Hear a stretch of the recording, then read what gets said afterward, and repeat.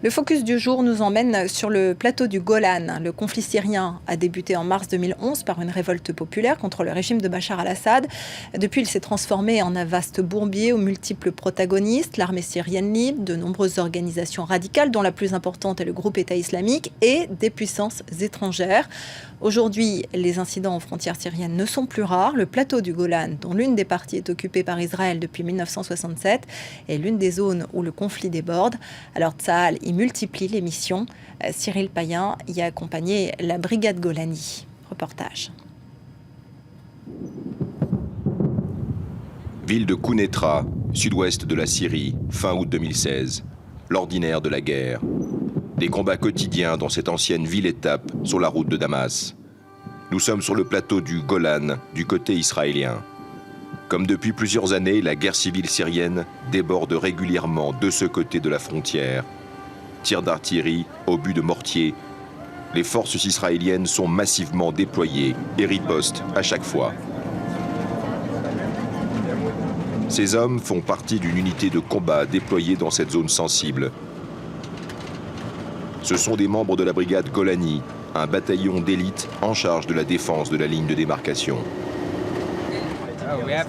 On est là pour vérifier ce qu'ils font de l'autre côté. S'ils s'approchent un peu trop, on s'occupe d'eux. Mais ce n'est pas nous qui allons les chercher. Bon, là, on arrive dans le sud du Golan, un secteur un peu plus tendu.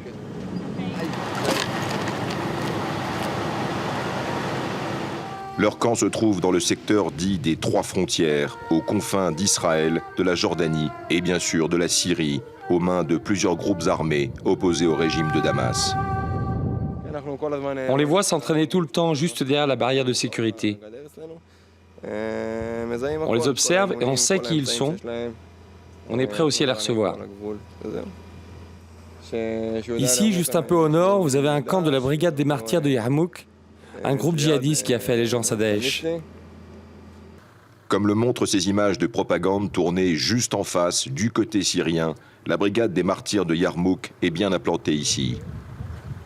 Le groupe djihadiste contrôle une partie de la frontière et multiplie les coups de force.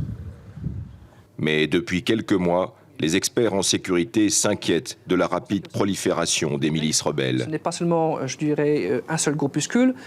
On a sur le plateau du Golan au moins 60 groupes différents. Les observateurs de l'ONU ont observé des activités des djihadistes, ISIS. On pouvait voir même des camps d'entraînement avec des jeunes de 15-14 ans qui s'entraînaient. Et on commençait à voir des activités du Hezbollah supportées par l'Iran sur le plateau du Golan contre notre frontière. Danger ou pas, le plateau du Golan voit déferler chaque jour des centaines de touristes israéliens venus observer la Syrie voisine. Des casques bleus sont d'ailleurs déployés là aussi. Ils scrutent inlassablement le champ de bataille, impuissants, sans aucun mandat pour intervenir.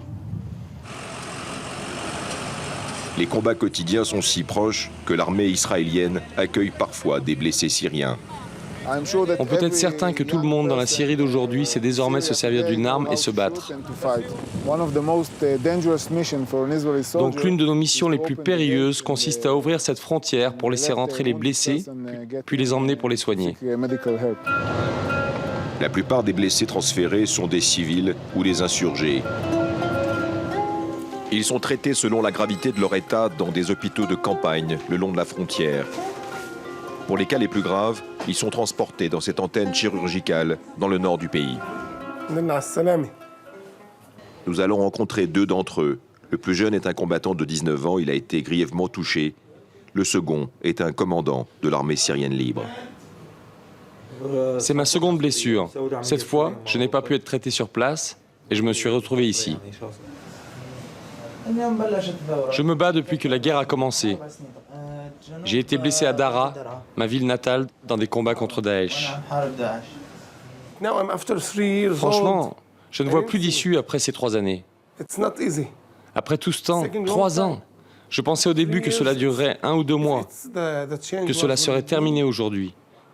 Mais les combats continuent et je n'en vois plus la fin. J'attends d'être sur pied pour repartir me battre. Je ne déposerai les armes qu'à la chute de Bachar. Ces gens se retrouvent au pire moment de leur vie. Là, on ne parle plus de politique ou de rien d'autre. Moi, je suis fier et surtout heureux de les aider. Quoi qu'il en soit, cet immense plateau du Golan situé à quelques dizaines de kilomètres de Damas pourrait devenir l'enjeu prochain d'une extension du conflit. Nicolas Dotpouillard, bonjour. Vous êtes chercheur à l'Institut français du Proche-Orient à Beyrouth. Sur cette question des débordements et des tirs qui franchissent la frontière syrienne pour atterrir au Golan, dans la partie occupée par Israël, est-ce qu'il y a de réels risques de débordement dans cette région ? Tout à fait, on est face à des risques de débordement permanents. La zone du Golan est restée assez calme, on va dire, depuis 1973 jusqu'en 2011. En 2011, on voit effectivement des accrochages progressifs, notamment entre l'armée israélienne d'un côté, donc sur la partie occupée par Israël, et de l'autre côté, le Hezbollah, c'est-à-dire cette organisation libanaise qui est aujourd'hui présente en Syrie aux côtés du régime syrien. L'armée israélienne a mené plusieurs opérations ces dernières années, en 2013, en 2014, en 2015, contre le Hezbollah sur le plateau du Golan, notamment en tirant sur certains de ses activistes. Donc on a eu également des réponses du Hezbollah et du régime syrien vis-à-vis des forces israéliennes. Donc on est dans une situation de tension permanente. Et contrairement à Alep, toute la communauté internationale a les yeux rivés sur Alep. Et on voit que finalement, le plateau du Golan, la situation n'est finalement pas assez suivie, alors que ça reste finalement une zone de tension permanente. Israël a déclaré tenir pour responsable de tous les débordements, quelle que soit leur provenance, sur le territoire du Golan, tenir le régime de Bachar al-Assad pour responsable. Et elle réagit notamment en bombardant l'armée syrienne de Bachar al-Assad. Est-ce que ça veut dire que sa position est en filigrane aux côtés de la coalition internationale emmenée par les États-Unis ? Non, pour le moment, il faut savoir que toutes les puissances internationales, non seulement la coalition internationale emmenée par les États-Unis, mais également la position, je dirais, russe, les Russes sont assez fermes sur ça.